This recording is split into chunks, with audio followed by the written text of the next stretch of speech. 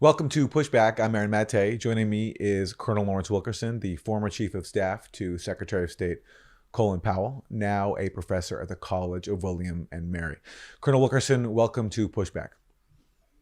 Good to be back with you, Aaron. Wanted to get your take on Joe Biden's cabinet picks, especially in the foreign policy field. Let's start with Defense Secretary General Lloyd Austin. Misgivings among some Democrats that and Republicans that for the second time in a row, a incoming president has picked somebody from the military who will require a waiver. What is your take on this issue of another former general being appointed to run the Pentagon and this question of civilian leadership? I don't know the general at all. He could be the most reputable person on the face of the earth, and I'd still say what I'm going to say, which is that in a nation of 200 million adult souls that pretends to be a liberal democracy, it's rather astonishing that for the second time in a row, we can't find a civilian to be the Secretary of Defense. One of the postulates, as it were, that was created by people like James Forrestal and Ferdinand Eberstadt. I'm thinking of all the people who were there at the creation, if you will, of the 1947 National Security Act. And as a part of that, the defense establishment then later turned into the Secretary of Defense, an actual civilian over that apparatus, principally at that time for budget purposes and budget control, because Truman in particular was concerned about that. Whoa, would Truman be concerned today? $8-9 billion budget is turned into almost $1 trillion budget. But that was the reason civilians were supposed to be in there. And to argue that the president's a civilian is a civilian, and to argue that there are other civilians involved is really to miss the point. The man who heads the most powerful cabinet department in the United States government, most powerful in terms of what he can do to the rest of the world with nuclear weapons, with the military in general, but most powerful too in the sense that he takes more money from the federal budget than anyone else by a large proportion, has to be a military officer is really kind of preposterous. He also was a member of the board at Raytheon, a major weapons manufacturer, which seems par for the course amongst pretty much anyone who's ever nominated for this job. But let me give you the contrary argument, which is that some people say that maybe it's better to have a former military officer in charge of the Pentagon because at least he's not a chicken hawk. A civilian who's never been to war doesn't know what it's like. And sometimes these civilians feel compelled to prove their so-called muscular bona fides and recommend military action that perhaps an experienced military official might not be inclined to get behind. Well, I buy that argument to a certain extent, at least, if we were talking about the president. And if we were talking about some of the other positions in the federal bureaucracy that have a lot to do with the use of the military establishment. But when we're talking about the Secretary of Defense, we're really talking about that position which was created expressly to be a civilian position. And we may recall that even George Marshall, with all the credentials that he had, all the favorability ratings he had, all the respect he had to do the waiver business. And it was originally set up for 10 years. 10 years you had to be out of uniform before you could serve in this position. We've now, I think, moved it down to 7 and then to 5. But even George Marshall was somewhat contested at the time that he was made Secretary of Defense. I just think it's a position that the National Security Act created for the express purpose of putting mufti, a civilian uniform, if you will, over that establishment, which was going to be the most powerful and the most significant by any stretch of the imagination in America's future. Eisenhower said it best, back to your remark about going through the revolving door, which every flag officer seems to do today, to be in the military industrial complex and to make 6 and 7 figure salaries.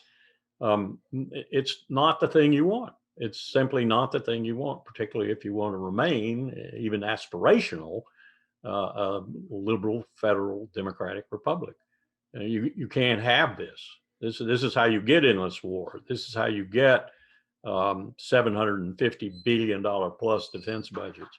This is how you get a situation that OMB and CBO have both pointed out is going to, within a decade, at just moderate rates of increase, eliminate all discretionary federal spending. Because all you're going to be able to do is, on the one hand, the fixed payments, on the other hand, the defense budget, and there'll be no other discretionary spending from the federal government, because that's how badly we are utilizing the economic structure of our country right now. Not to even mention the 22, 23 headed for $24 trillion aggregate debt and the huge amounts we're adding to that debt annually.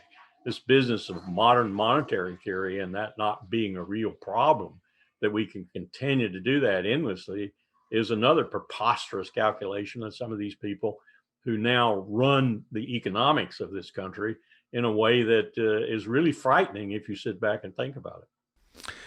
I want to read you from a recent piece in Foreign Policy by Mark Perry, who is a senior analyst at the Quincy Institute, also an author of many books. And he seems to be supportive of Austin's nomination and seems to think that he will be more anti-interventionist than other defense secretaries. This is what Mark Perry writes, quote, "Lloyd was enraged by the Saudi intervention in Yemen," a senior officer who worked with Austin at CENTCOM said, "because we were quietly supporting the Houthi fight against al-Qaeda at the time."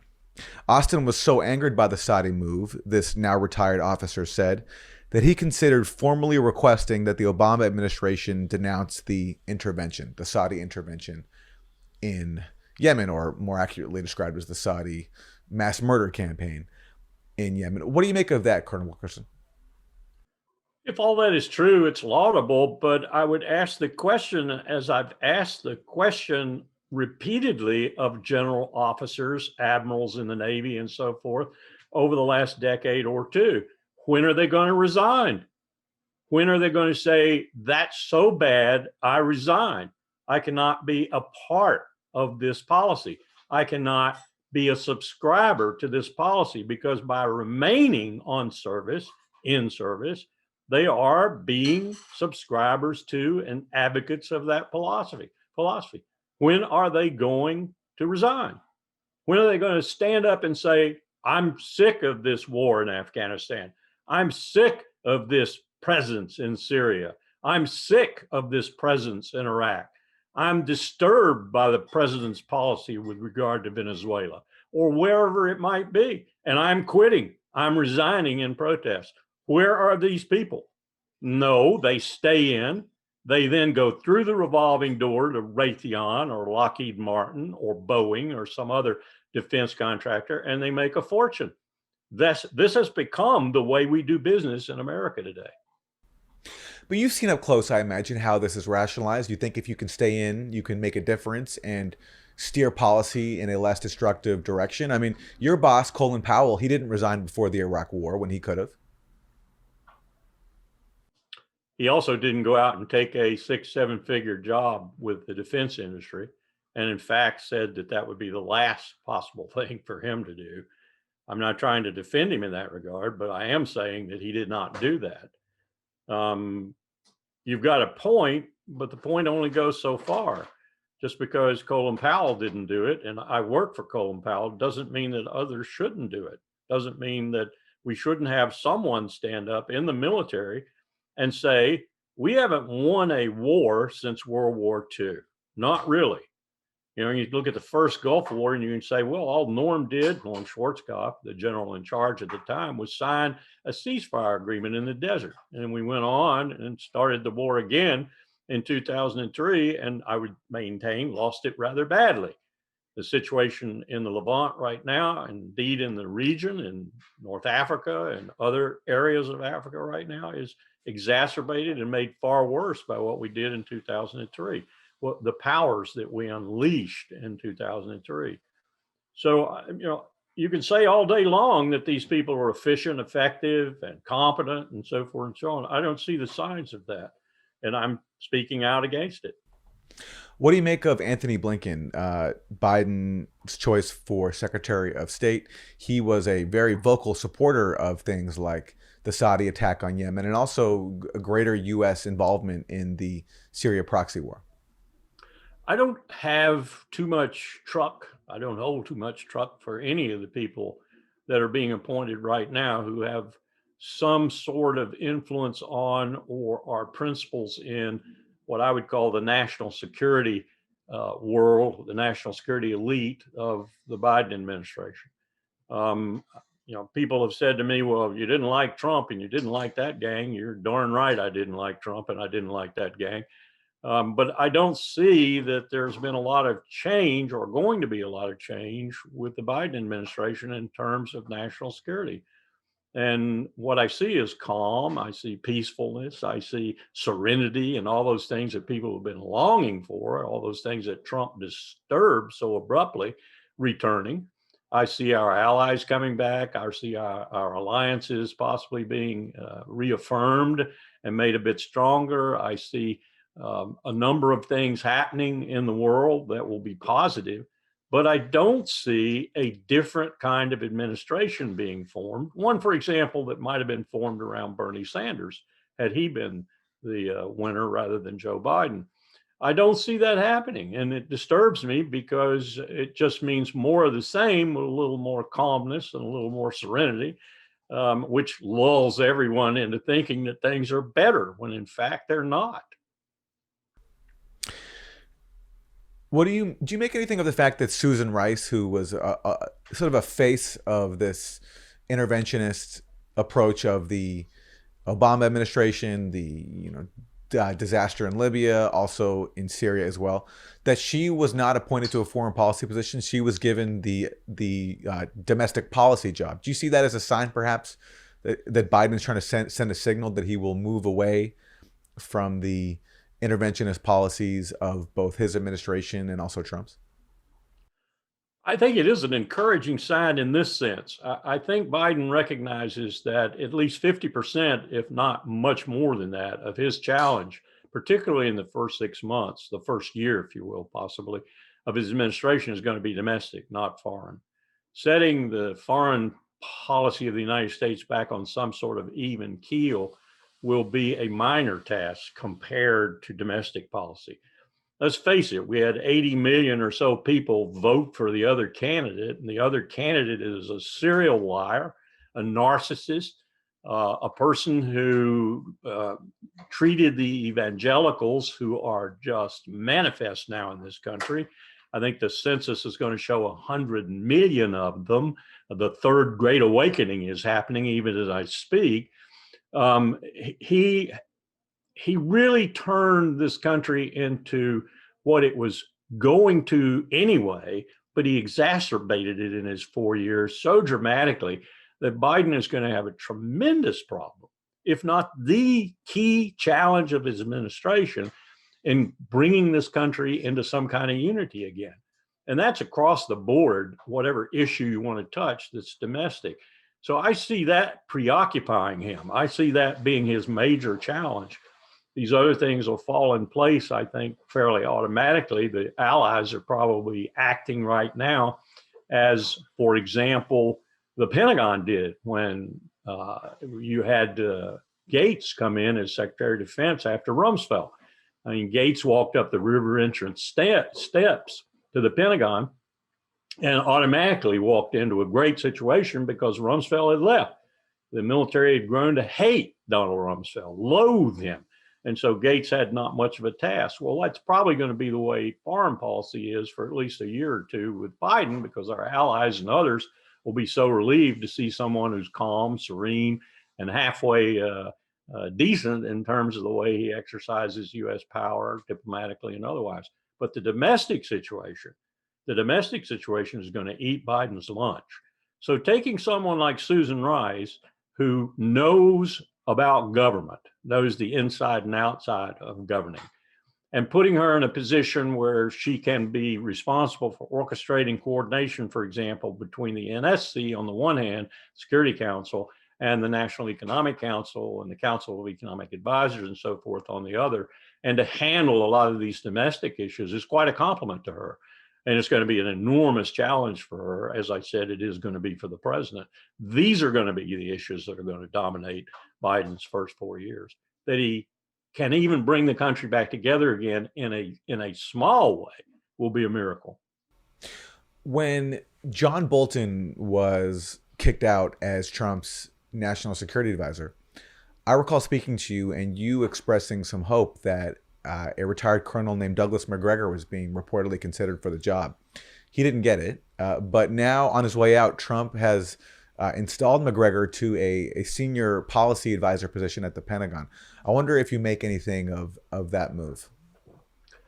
The entire charade, if you will, of putting all these people in at the last minute reminded me of Dick Cheney and putting some 1,800 people who had been political appointees, Schedule Cs, into the civil service and elsewhere so that they could stay around, be very difficult to fire, and haunt the incoming president, in this case, Barack Obama. Donald Trump, from what I've seen, I don't have the figures yet, but Cheney's was over 1,800 individuals. From what I know of Trump and what I've seen of Trump and the people around him, like Miller and others, they probably are doing similar things. So it will be a problem for Biden trying to ferret these people out. It's what presidents do when they leave to try and leave a modicum of their own policies intact within the federal structure, but not to the extent that Cheney did it, and I suspect the extent that Trump is going to do it. So there are going to be a lot of problems for Biden in that respect, too, because in places like OFAC, the Office of Financial Assets Control, where sanctions are basically implemented, and now we're sanctioning a quarter of the world, and other places like that, there are going to be holdovers. There are going to be people around. McGregor, though, to answer your question specifically with regard to Doug, I would say is a decent plant in the Pentagon, if you will. And if he hangs around, I would not be displeased at that, because Doug is very much opposed to these endless, stupid wars, very outspoken on it, and has the credentials to be intellectually and otherwise to be influential in whatever advice he might give to whoever in the Pentagon. So I wouldn't even mind if Doug stayed around post Trump. And Trump, meanwhile, has been talking about withdrawing troops. He's bragged about it for a long time, while seemingly never really actually doing anything concrete. And also just recently approving, it seems, of the Israeli assassination of an Iranian nuclear scientist, a huge provocation. What do you expect for Trump's last month in office, and what are your main areas of concern? God only knows, Aaron. This man surprises me every time he turns around with his narcissism, with his utter incapacity to govern reasonably well. The COVID-19 pandemic being the most prominent example right now. Looking at the New York Times this morning, we're once again leading the world in almost every category that's bad with regard to the pandemic. So I just can't even imagine what Trump might do between now and then. I'm heartened by the fact that in places where he might do it, they are battened down, if you will. They've closed the hatches, so to speak, in Tehran and Caracas and elsewhere, where Trump might hurl some lightning bolts at the last minute. And I think the military's hunkered down too to oppose anything like that. So I think it's going to be difficult for him to do, but not impossible. So I'm concerned about what he might do between now and noon on 20 January when the new president is sworn in. And finally, I wanted to get your reaction, if you saw it, to the comments of James Jeffrey, the recently departed envoy to the anti-ISIS coalition in the Middle East, where Jeffrey basically said that the State Department misled the White House under Jeffrey's watch on the troop levels in Syria, gave them a lower figure than was actually there in Syria, occupying the bread basket of Syria, and also an area that has Syria's major oil reserves, in a bid to basically keep Syria poor and divided. And Jeffrey basically bragged about misleading the White House and the public about how many U.S. troops are actually there. Did you see those comments, and what do you make of them? Well, I've seen comments like that, and I saw some of that reported. I didn't see the direct comments, but it's a case in point that when you have a military that is spread over 800 foreign bases in the world, and by the way, the rest of the world, including Russia and China, probably has a total of 79 or 80 bases, 800 for us. When you have a military that's spread all over the Levant and North Africa, for example, to the tune of probably somewhere, at any given week or month, over 30 to 50,000 private contractors, and then add on to that the contractors that come from the country or the countries surrounding the area where they are. And you have the largest Air Force base in the world at Al Udeid in Qatar, probably the second largest in Saudi Arabia. You have the largest naval fleet headquarters in Bahrain. You have the largest reception facility manned daily in Kuwait for military troops. When you have the military, the United States military, spread all over that region, and then think about the other places we are too, like Korea and so forth. I don't know how the Pentagon can't audit itself, Aaron. It can't tell the American people the amount of money it wastes every year, which is in the billions. It can't tell its own contractors. It can't tell its own leadership, its own budget offices, how much it has left over every year that it doesn't spend, or how much it actually spent. When you have a military like that, how could they ever possibly be expected to report to the president accurately on anything? Troop numbers, dollars spent, ships at sea, or whatever. It's simply too huge. It's too imperial. It's too much like ancient Rome, for example. Imagine Caesar asking, who's in France now? Who's on the British Isles, and so forth. I dare say that Caesar probably got a better answer than any U.S. president would get today. Well, Lawrence Wilkerson, I always appreciate your answers and your time. So thank you very much. Lawrence Wilkerson, the former Chief of Staff to Secretary of State Colin Powell, now a professor at the College of William and Mary. Thank you so much. Thank you, Aaron.